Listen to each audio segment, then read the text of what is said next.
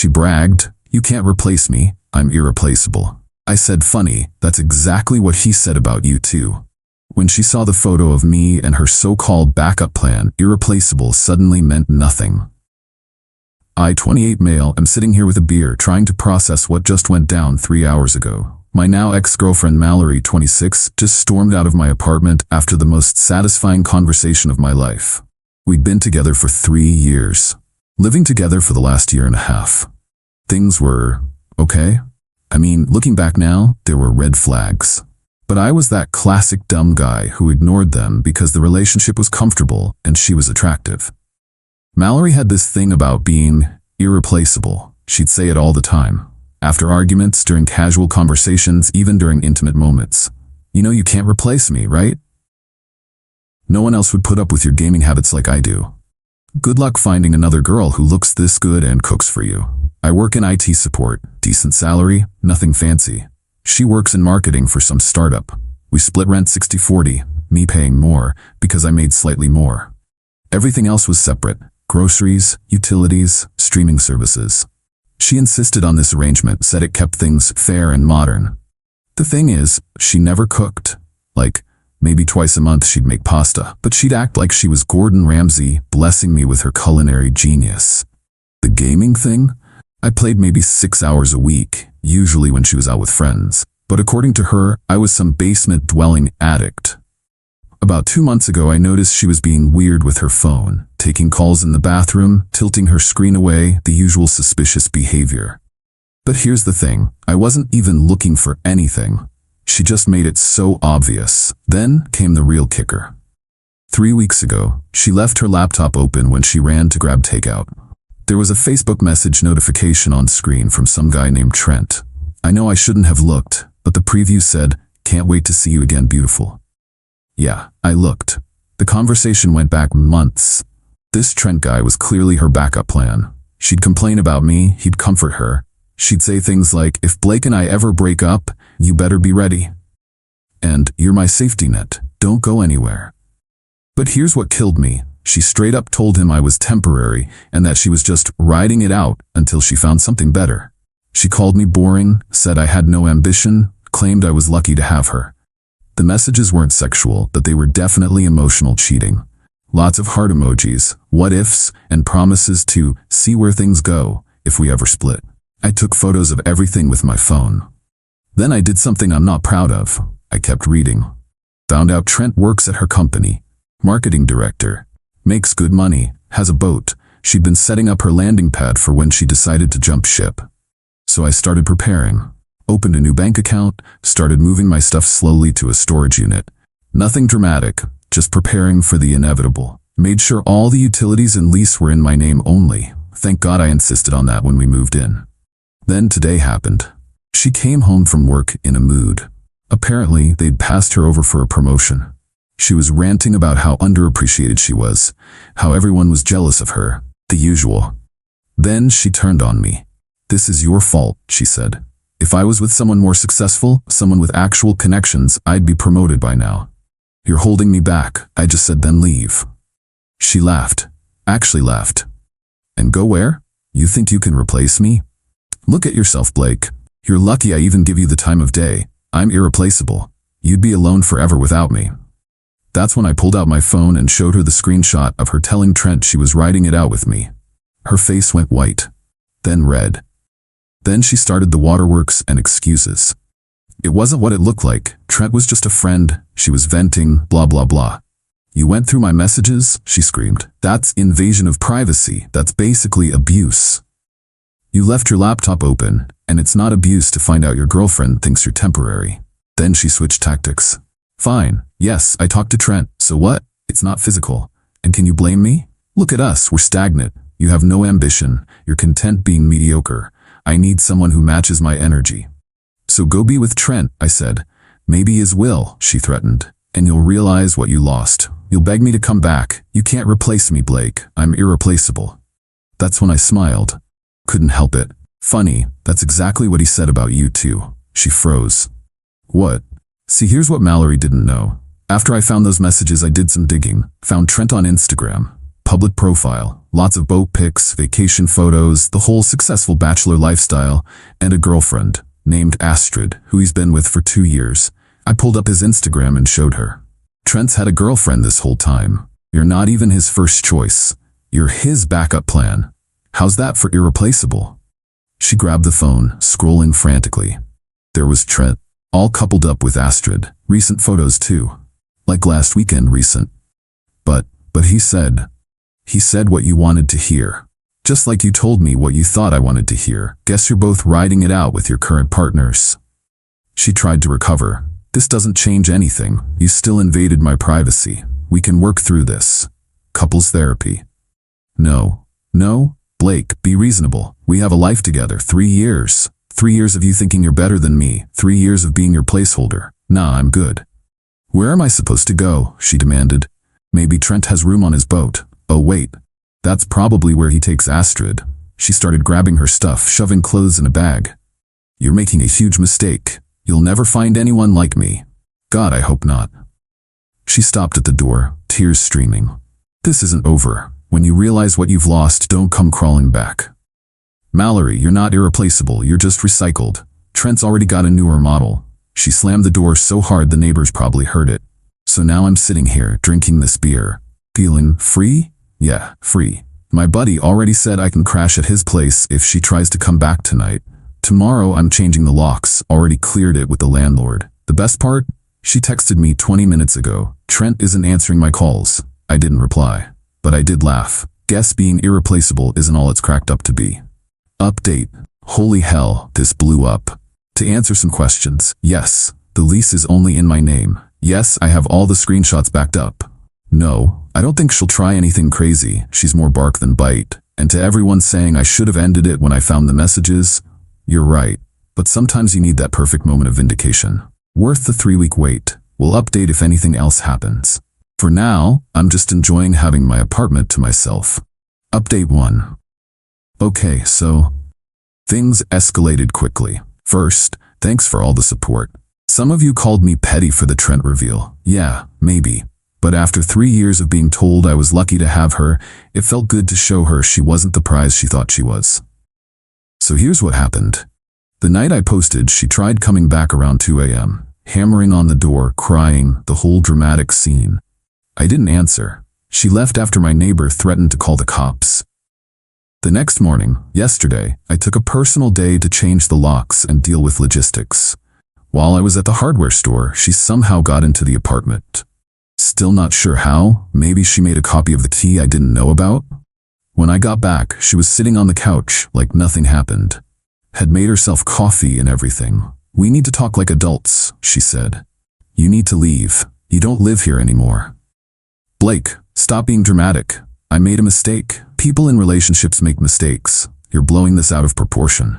I started recording on my phone, in my pocket. What mistake did you make exactly? I shouldn't have talked to Trent like that. It was inappropriate, but it didn't mean anything. It was just fantasy, just venting. For months, while telling him I was temporary. She tried a different approach. Okay, fine. You want the truth? Yes, I was exploring my options. But that's normal. Everyone does it. You think guys don't have backup plans? At least I never physically cheated. The bar is so low it's underground. I'm trying to save our relationship here. No, you're trying to save your living situation. Big difference. That's when she got nasty. You know what? You're right. I was too good for you. Look at this place. You've done nothing to improve it in 2 years. Same couch, same TV, same everything. You're stagnant, Blake. In 5 years, you'll still be in the same job, somewhat, same apartment, same boring life. And you'll still be someone's backup plan. She threw her coffee mug at the wall. It shattered. Get out, now, or I'm calling the police. This is half my home. I have rights. Your name isn't on the lease. You have 0 rights. You're trespassing. She must have realized I was serious because she started grabbing more of her stuff. While she was packing, she kept ranting. Trent was 10 times the man you are. He has ambition. He has a boat. He takes care of himself. He also has a girlfriend who isn't you. That's temporary. He told me. He told you what you wanted to hear. Just like you told me I was lucky to have you. It's all lies, Mallory. You're not special. You're not irreplaceable. You're just another girl who thought she was trading up. She stopped packing and stared at me. When did you become such an asshole? Probably around the time I found out my girlfriend was shopping for replacements while sleeping in my bed. She grabbed her bags and headed for the door, but not before one last shot. I'm taking the TV. No, you're not. I paid for half. Show me the receipt. She couldn't because she didn't. She contributed like $50 toward it 2 years ago and acted like she bought the whole thing. This isn't over, she said. I'll get my stuff. All of it. Whatever's yours, you can have. Email me a list and we'll coordinate a time for you to pick it up, with witnesses. She left, slamming the door again. An hour later the text started. Trent says you're lying about Astrid. He says those photos are old. He's coming to talk to you man to man. Me, cool. Tell him to bring Astrid. You're such a child. I'm staying with my sister. I hope you're happy. This could have been avoided if you just communicated better. Then this morning, I woke up to 73 Instagram follow requests. All her friends and family, trying to see my stories. I haven't posted anything about the breakup, so I'm not sure what she told them. Also got a DM from a random account. A piece of shit for what he did to Mallory. She deserves better. Karma will get you. And, my personal favorite, a text from her mom. Blake, Mallory is devastated. Whatever happened between you two, surely it can be fixed. She loves you. Don't throw away 3 years over a misunderstanding. I didn't respond to any of it. But here's where it gets interesting. Remember Trent's girlfriend, Astrid? She DM'd me. Hi, you don't know me, but I think we need to talk. Can you send me those screenshots of my boyfriend talking to your ex? Oh boy. I sent them. All of them. 3 months worth of emotional affair, including the parts where Mallory called her temporary and Trent agreed. Astrid. Thank you. I had a feeling. She's not the first. Sorry you had to find out this way. Don't be. You did me a favor. Also, just so you know, Trent's been fired from their company. Something about inappropriate relationships with subordinates? Happened yesterday. What? Mallory works there too. Not anymore, she doesn't. Holy shit.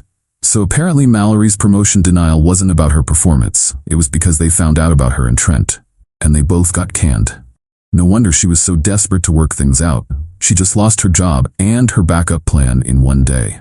I know I shouldn't feel satisfaction from someone losing their livelihood, but I kinda do. Is that terrible? Anyway, that's the update. She's been quiet since this morning, probably dealing with the job situation. Or maybe Trent finally told her the truth about Astrid. Either way, not my problem anymore. My buddy brought over pizza and beer last night. We played games until 3 a.m. Haven't done that in years because Mallory always complained about the noise. Turns out being alone forever is pretty nice so far. Add it, for those asking, yes, I'm keeping all the documentation in case she tries anything legal. No, I don't think Trent is actually coming to talk man to man. He's probably too busy dealing with Astrid and job hunting.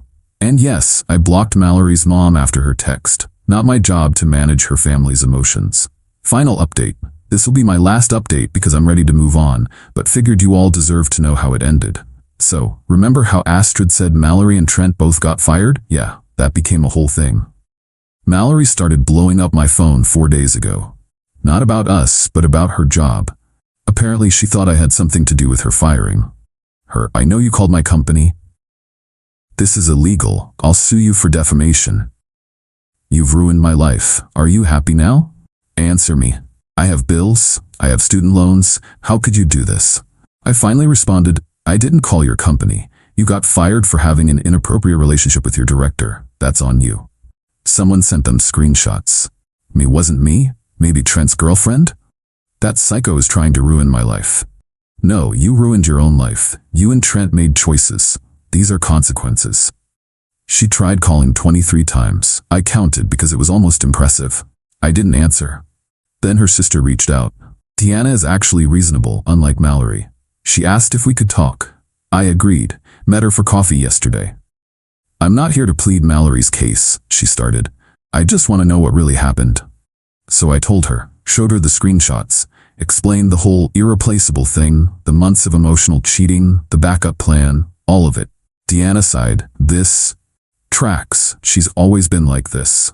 Always thinking she deserves better. Always looking for the next upgrade. Our parents spoiled her, made her think she was God's gift to mankind. Why are you telling me this? Because she's spiraling. She's been at our parents' house ranting about you, about Trent, about Astrid. She's convinced you all conspired against her. She can't accept that her actions have consequences. What do you want me to do about it? Nothing. I just wanted you to know you dodged a bullet and to watch your back. She's talking about revenge. Great. That was yesterday. This morning I woke up to something weird. My Instagram had a new follower, a profile called Blake Truth Exposed. The bio said exposing the real Blake last name. There were 3 posts. 1. Screenshots of me gaming with timestamps from when we were together, captioned ignores girlfriend for pixels. 2. A photo of my apartment, captioned lives like a college student at 28. 3. Screenshots of her texts to Trent, but edited to make it look like I was abusive and she was seeking help. The account had already followed all my coworkers, my family, my friends. I reported it immediately. Took screenshots first though. Then I texted Deanna, your sister just started an Instagram hate campaign against me. I'm so sorry, I'll talk to her. An hour later, the account was gone, but the damage was done. My mom called asking if everything was okay. My boss pulled me aside to ask if there was anything he should know about. I explained the situation, showed them the real screenshots, the timeline of events. Everyone was understanding, but still, the fact that I had to have these conversations at all. Then, plot twist, Astrid texted me, hey, thought you should see this. She sent me screenshots from a dating app. Mallory already had a profile up. The bio read, recently single after escaping a toxic relationship, looking for ambitious men who know my worth. No gamers, no losers, no broke boys. I'm a catch and I know it. But here's the kicker. She was using photos from when we were together. Couple photos with me cropped out. That trip to the beach I paid for? She's using those pics. The dinner at that fancy restaurant for our anniversary? Those 2. Astrid. She matched with my cousin. He recognized her from my Instagram stories. Did you warn him? Oh, I did better. I told him to take her on a date to the same restaurant where she used to meet Trent. You know, the one where they fired them both in person? That's evil. I love it. She said yes. Dates tomorrow night. We're not going to interfere or anything. But knowing Mallory is going back to the scene of her professional demise for a first date is just perfect. So that's it.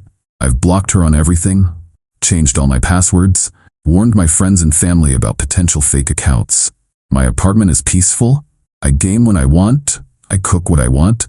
I've even started redecorating, something she always said we'd do eventually, but never wanted to spend the money on. The best part?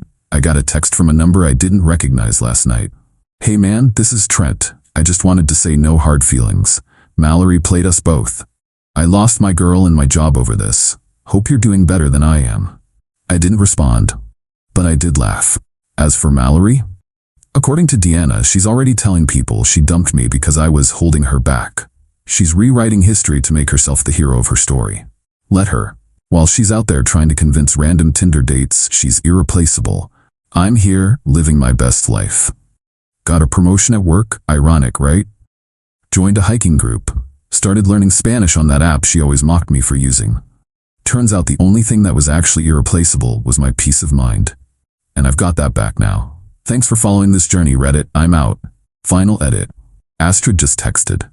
Mallory's date stood her up. The cousin never intended to go, just wanted her to sit alone at that restaurant. I'm not saying karma is real, but also, for everyone asking, no, Astrid and I are not getting together. We're both just enjoying being single and occasionally sharing the ridiculous updates about our exes. She's cool people though. Take care, everyone. Remember, if someone has to constantly tell you they're irreplaceable, they're probably the most replaceable person in your life.